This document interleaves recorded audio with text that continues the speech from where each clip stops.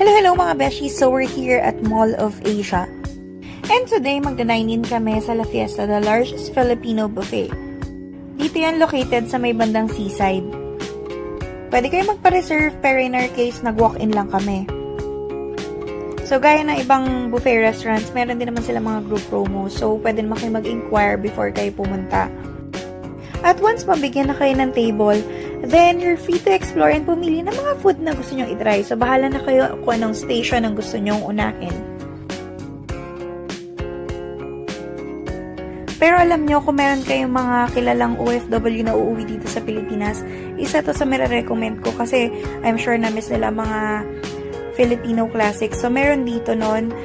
And tapos meron na silang mga seafood, tapos grilled dishes, mga sikat na mga prito natin dito sa Pilipinas, and mga international cuisines. And of course, meron din sila dito ang iba't ibang desserts. This is already my second time na kumain dito, pero masyado nang matagal yung first time kong kumain. And isa sa nagustuhan ko dito before is yung meron silang cultural show. Pero I'm not sure kung wala na ba talagang ganun. Pero kasi nung nagpunta kami for the second time, meron na lang sila ditong live band. If tatanungin nyo ko kung uulit ako, well, para sa akin, oo. Kasi sulit din naman siya kasi ang dami niya talagang pagpipili ang food. And mabilis yung refill nila dito. Unlike dun sa ibang na-experience ko na buffet restaurants na sobrang tagal mag-refill.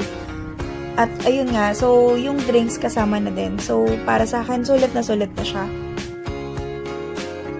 Ayun lang mga besh, buyers! By the way mga besh, kung naghahanap kayo ng mga tours, hotels, or other activities near Mall of Asia, or basta dito sa Metro Manila, or pwede rin naman actually sa buong Pilipinas and abroad, pwede nyong i-book yon sa Klook and use my promo code ONICESKLOOK for additional discounts.